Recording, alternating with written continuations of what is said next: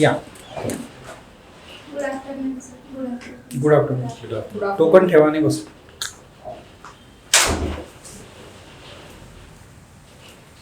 किती आहे तुमचा टोकन नंबर? 23. ओके. कुठून आलात बरं तुम्ही? छत्रपती संभाजीनगर. ओके. तुमचा जो ॲड्रेस आहे तो जालन्याचा ॲड्रेस आहे? हो सर, आमचं नेटिव्ह प्लेस जालना आहे. बरं. आणि मी लॉ कॉलेजला होते, त्यामुळे मी आवडलं छत्रपती संभाजीनगरला राहते. बरं. तुम्हाला जज का बनायचं आहे बरं?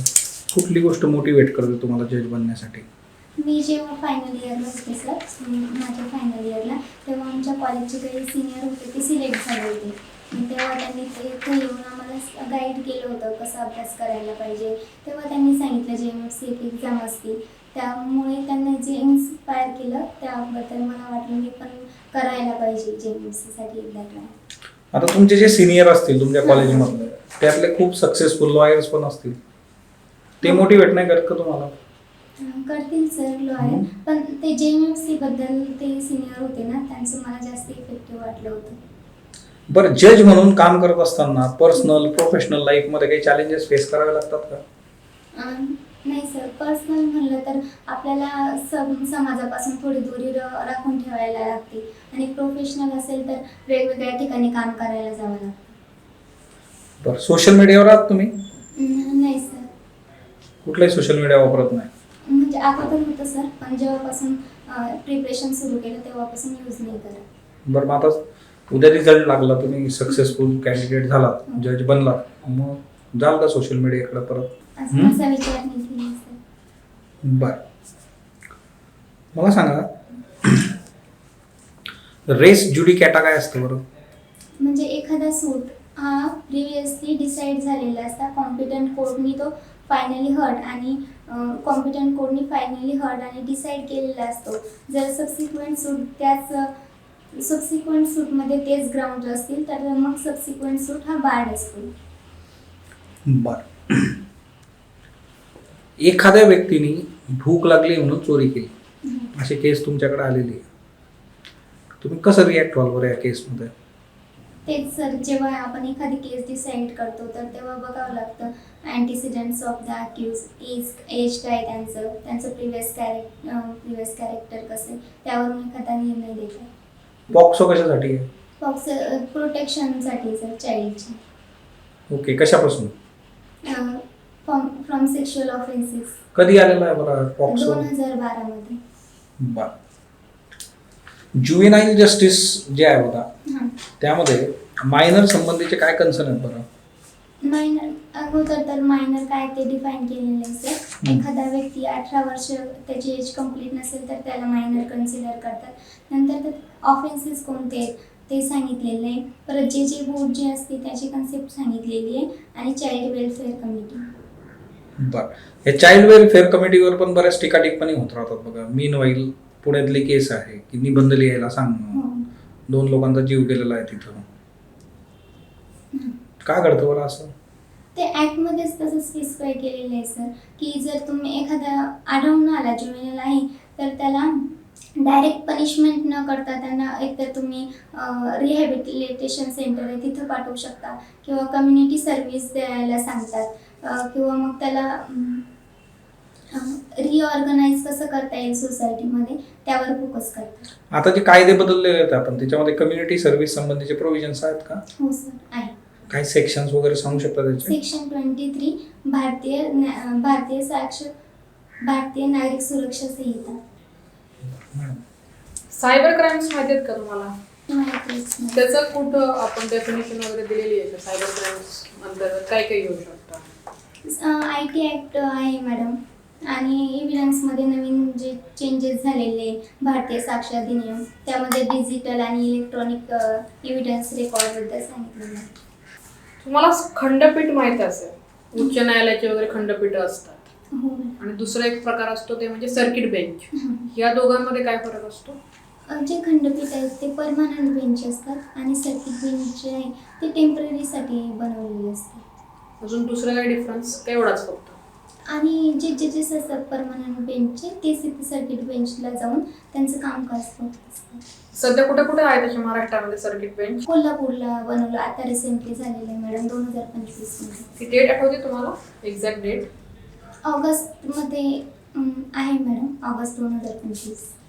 सध्या भारतामध्ये एकूण किती उच्च न्यायालय आहेत बरं? 25 आहे मॅडम. शुअर? हो. सगळ्यात शेवटचं कुठलं स्थापन झालं नव्याने? आंध्र प्रदेशमध्ये झालेलं आहे 2019ला. तुम्ही फ्रेशरच आहात पहा, आता जस्ट तुमचं ग्रॅज्युएशन झाल्यानंतर लगेच तुम्ही ही एक्झाम दिली होती. तुम्हाला कोर्टाच्या ऍक्च्युअल कामकाजाचा काही अनुभव आहे का तुम्हाला? मी कोर्ट अटेंड केलेलं आहे मॅडम ऑब्झर्वेशनचा. किती दिवसांसाठी? म्हणजे असे एक मेन्सचा रिझल्ट लागल्यापासून जात होते मी थोडी. बरं, म्हणजे तुमचा आता अनुभव लक्षात घेता की जो अत्यल्प आहे एकदम कोर्टाच्या कामकाजाविषयीचा म्हणतोय आपण, तर मग आता तुमची या पदावरती नियुक्ती झाली, एक महत्वाचं पद तुम्हाला मिळणार आहे याच्यामध्ये. मग तिथे तुम्हाला काय काय अडचणी जाणवतील, कारण की तुम्हाला प्रिव्हियस तेवढाचा अनुभव नाहीये. हो. तर पण मॅडम त्याच्यासाठी प्रॅक्टिस इम्पॉर्टंट असते. पण मी जे लॉज आहे, सबस्टॅन्टिव्ह लॉज, प्रोसिजरल लॉ, त्यांचा डीपली अभ्यास केलेला आहे. सोबत मी कोर्ट ऑब्झर्वेशनसाठी कोर्ट पण अटेंड केलेलं आहे. आणि जर झाली निवड तर ट्रेनिंग प्रोग्राममध्ये आम्हाला शिकवतील. त्यात तुम्ही शिकाल? हो मॅम. बरं, रिमांड होम माहिती आहेत का तुम्हाला? रिमांड होम विषय ऐकलंय का तुम्ही? हो, छोट्या म्हणजे मायनरला ठेवतात तिथे. त्याचा उद्देश काय असतो? त्यांना त्यांचं प्रोटेक्शन आणि रिहॅबिलिटेशन सेंटर. बरं, तुमचे काही विकनेसेस आहेत का बरं? मी जरा जास्त विचार करते मॅडम कधी कधी. पण त्यामुळे असं होतं की एखादी गोष्ट इकडे बघण्याचं प्रत्येक अँगलने आपण बघू शकतो. ओव्हर थिंकिंग करता तुम्ही, मग तुम्हाला उद्या एखादं जजमेंट डिसाईड करताना त्याचा प्रॉब्लेम होईल. मग नाही, मी त्यावर काम सुरू आहे मॅडम आता. त्याच्यावर काय करताय बरं तुम्ही काम? मी कमी विचार करणार, म्हणजे लवकर एखादी गोष्ट कशी लवकर डिसाईड करता येईल तसं बघते. तुम्ही मूवीज वगैरे पाहता का, किंवा वेब सिरीज वगैरे, टीव्ही सिरियल्स वगैरे पाहता? सिरियल एखाद्या वेळेस बघत असते, पण जेव्हा अभ्यास सुरू केला तेव्हापासून खूप कमी केलं. मग तुम्ही तुमच्या म्हणजे अभ्यासाव्यतिरिक्त जो वेळ असतो की ज्याला आपल्याला काहीतरी एंटरटेनमेंट लागतं, त्यावेळेस काय करता मग तुम्ही? मला वाचायला आवडतं. समजा तुमचा आवडता एखादा अभिनेता एखाद्या केस मध्ये तुमच्या समोर आरोपी म्हणून आला, तर कसं रिॲक्ट कराल तुम्ही? केस ही मेरिटवर डिसाईड करायची असते, तर मी जे फॅक्ट आणि एव्हिडन्स दिलेला आहे त्यावर केस डिसाईड करेल. बरं सर, आता तुम्ही फ्रेशर्स म्हणून एक्झाम दिलेली आहे ना ज्युडिशरीची, पण सध्या एक केस सुरू आहे सुप्रीम कोर्टामध्ये 3 years प्रॅक्टिसची. ती कुठली केस आहे माहिती आहे का? हो सर, ऑल इंडिया जजेस association versus union of India. आता तुम्ही म्हटलं तुम्ही ऑब्झर्व केलेलं आहे हो कोर्ट, सर. काय ऑब्झर्व केलेलं आहे, तुम्हाला काय वाटतं कोर्टाबद्दल? कोर्टमध्ये सकाळी जेव्हा कामकाज सुरू होतं तेव्हा केसेस कशा कॉल करायच्या, नंतर आर्ग्युमेंट जे जजेस असतात ते कशी डिसिप्लिन मेंटेन करतात, ते म्हणजे इम्पार्शियली दोन्ही पार्टींना कसं ऐकून घेतात, नंतर ॲडव्होकेट त्यांची केस कशी प्रेझेंट करतात आणि विटनेसेसचं एक्झामिनेशन कसं होतं असं हे बघितलेलं. अच्छा, कुठल्या केसेस तुम्ही जास्त फॉलो केलेल्या आहेत, सिव्हिल केसेस का? क्रिमिनलमध्ये बघितलेलं मी बेल आणि रिमांडच्या प्रोव्हिजन्स. ओके, बेलच्या बघितलेल्या आहेत. हो सर. बरं, असं म्हणतात की बेल इज अ राईट हो सर. आणि जेल इज एक्सेप्शन, हो. म्हणजे काय सांगाल का? म्हणजे बेल जर बेलेबल ऑफेन्स असेल तर बेल द्यायलाच पाहिजे. आणि परत हे पण आहे सर की डिफॉल्ट बेलचा एक कन्सेप्ट आहे. जर इन्व्हेस्टिगेशन 16 किंवा 19 डेजमध्ये कंप्लीट नाही झाले तर आरोपीला शेल वर्ड यूज केलेला आहे की त्याला सोडावंच लागतं. किंवा मग नंतर एक प्रोव्हिजन्स आहे सेक्शन 436A, त्यामध्ये असे की जर एखादा आरोपी आहे तो इन्व्हेस्टिगेशन, इन्क्वायरी किंवा ट्रायलच्या दरम्यान 1/2 पिरियडपर्यंत जर आत असेल, जेलमध्ये असेल, तर तेव्हा त्यांना सोडावं लागेल. ओके, बेल देताना कुठल्या तुम्ही गोष्टी कन्सिडर करणार की याला, त्यामुळे आपण त्याला बेल द्यायला पाहिजे, कुठल्या गोष्टी कन्सिडर केल्या पाहिजे?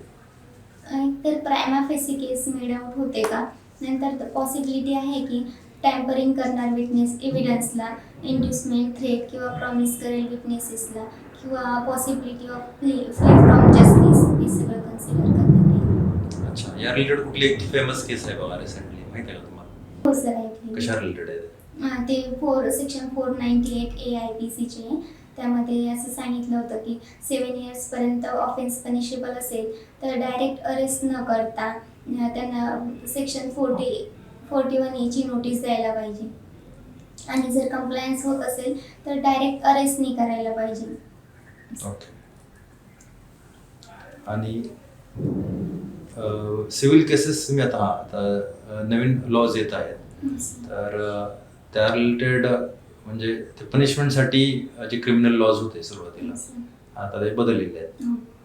तर थेरीज ऑफ पनिशमेंट माहिती आहेत का तुम्हाला? हो सर, 5 थेरीज सांगितलेलं आहे.